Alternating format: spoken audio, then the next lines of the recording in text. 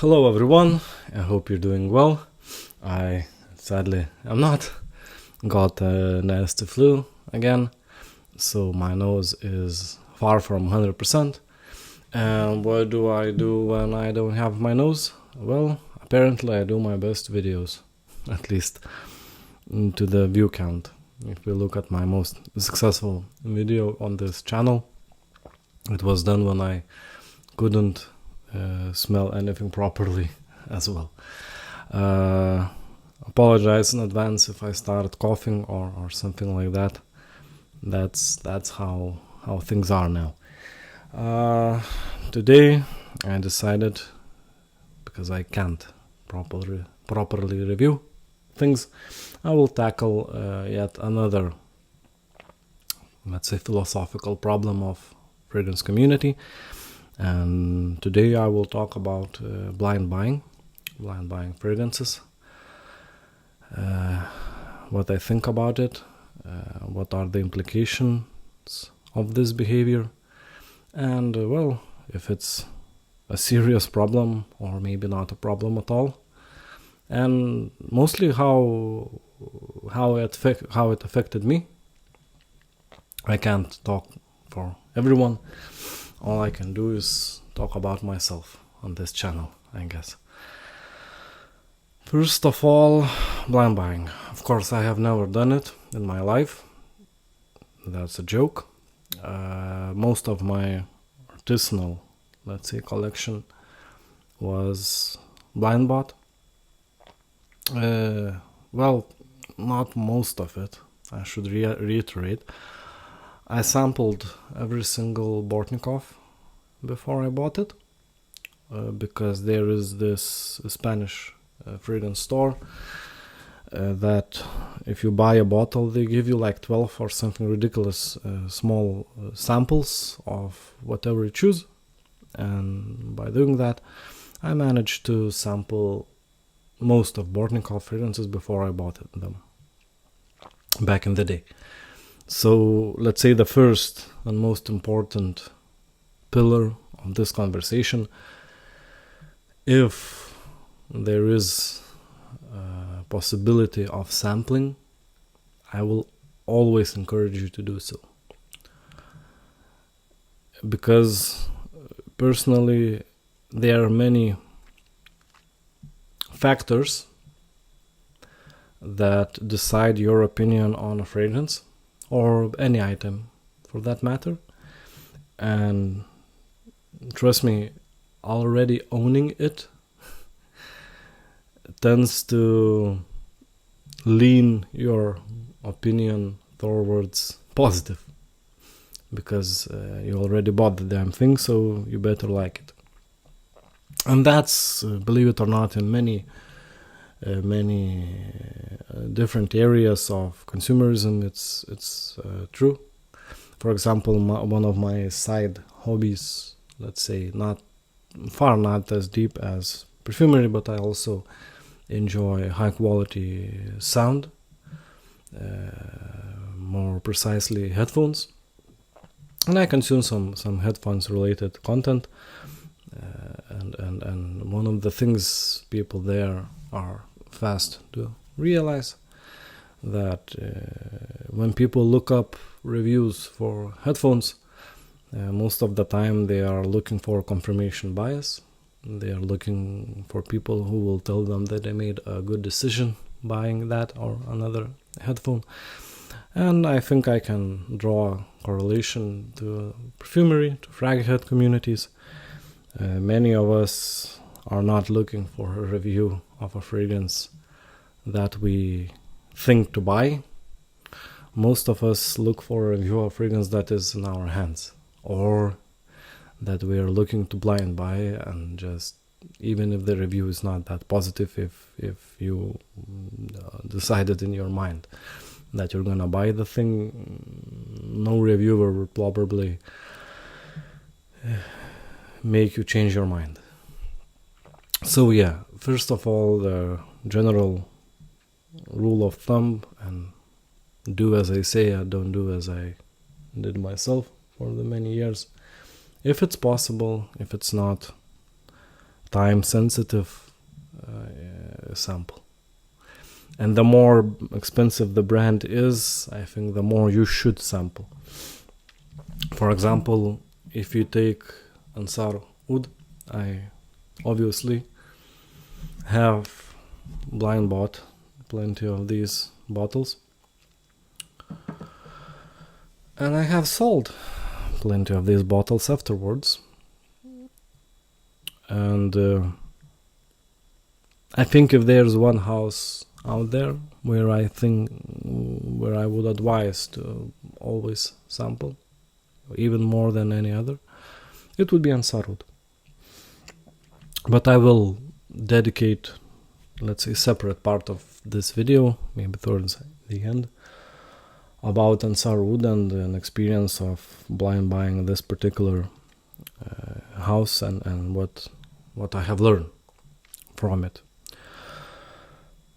So yeah, if you have a chance, if the bottle is not time sensitive, sample,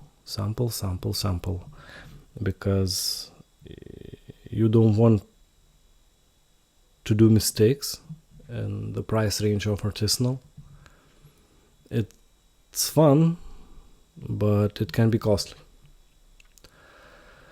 Then, the main problem with artisanal is obviously most of the time you can't sample. As you know, many brands don't even sell samples. For example, Ensar Oud, you can't buy samples, you can buy trial sprays, but they cost also expensive and not for all fragrances. Riche Ladore also, sometimes he does a limited sample set releases before collections, but if it's a classical collection, you won't get an opportunity to sample it. If we talk Bortnikov, yes, you can sample, you can buy sample sets, but he is barely artisanal, or in my opinion, not even artisanal anymore. So you can sample, but why would you? They're mediocre. Then we have somebody like Sultan Pasha. I applaud him. He has a very good practice. If you don't know Sultan Pasha, if you buy a tar, or now he does sprays, if you buy a spray from Sultan Pasha, he will add a small sample with your purchase of the same fragrance you just bought, and for the sole reason that you can sample the sample, smell it, and if you don't like it, you can return the purchase without opening it. And that's an amazing practice. I would implore more brands to adopt this practice. I think it is very consumer friendly. So, of course, the shipping back and forwards is probably time consuming and expensive for the brand, but the trust that perfumer puts into his product, it reflects on the page, and buyer is more has more incentive to buy such product because he knows he bears no risk. If he hates it, he can return it. And any salesman will tell you that in general people rarely return stuff, especially in the more eastern part of the world. They absolutely don't do that. In western part of the world, more people do that, but I think in this hobby you already have so selected customer base. They want to like your product. Most people buying artisanal fragrances, they want to enjoy them. They don't buy them to bash them. Even me, and doing pretty, let's say, honest reviews, I say my opinions all the time, but if you look, obviously I'm talking about my personal collection, that's why the reviews tend to be positive. But again, when I turn on this camera, I'm not sitting here looking to bash everyone and anyone. So yeah, with artisanal, sadly, it's not always possible to sample. Sometimes the bottles disappear very fast, and in my opinion that is a little bit of a problem of this part of the hobby. People are incentivized to buy blindly. Some brands are even, let's say, basing their marketing strategies on the fearing of missing out, better known as FOMO. And I understand this is all business, but if you ask me to point out some dark sides of artisanal, and I talked about this many times before, the FOMO would be one of the darkest stains, in my opinion. I understand that in some cases it's unavoidable. We're talking about some rare materials, rare limited compositions, so not always you can do a sample. But if a brand can do it and chooses not to, I call it as a shady tactic, in my opinion. If we come to the regular perfumery, something like this, regular Tom Ford or extreme designer type scent or something like this, there's no problem here. Shops are full of these bottles. You can visit your regular mall or whatever store and you can try any of these out, no problem. So that's basically the best part of regular niche perfumery is availability. Nobody is forced to buy anything blind. So you can always judge with your nose. And I know reviewers tend to hype stuff, but when you can trust your own nose, nobody will tell you what to do. You know your nose, you know your body best. Now I promise to talk about Ensar Oud and why I think you should sample these fragrances more than any other. And this is not gonna be a rant or bash or anything, just a simple explanation what I have noticed within my journey. In my life I have sampled plenty of Ensar Oud fragrances. Obviously not even close to all of them, especially lately when we have new release every week. It's impossible, I think, to sample all of them. But the main thing that I have noticed, and this is just a little bit slight on Ensar Oud, but what he's supposed to do. With natural ingredients, there is only so much you can do. What do I mean by this? Musk. We have musk. Musk, you know what musk smells like? Musk smells like musk. Yay. 10 points to Gryffindor. Revolutionary knowledge. Ambergris, yes, different slab of ambergris will smell slightly different, but you know what ambergris smells like? Ambergris smells like ambergris. In every single creation that is dominated by ambergris, the ambergris note will smell like ambergris. Oud note, Oud has hundreds of profiles, so that one, let's say, can vary a lot, but in general most fragrances do not contain very huge amounts of oud. Let's say Indian oud smells like Indian oud. It has facets, a lot different facets. If you are smelling the oud neat, it can smell immensely different. But if you take ambergris, musk, and add Indian oud, that fragrance most likely will smell like ambergris, musk, and Indian oud. Why I'm telling you this? Many Ensar Oud creations smell similar. Look, he has like, let's say 15 different, very unique bases, let's say different unique compositions, core different.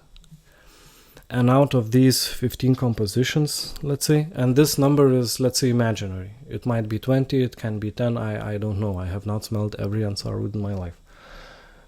but he takes the core idea, let's say idea of number 2.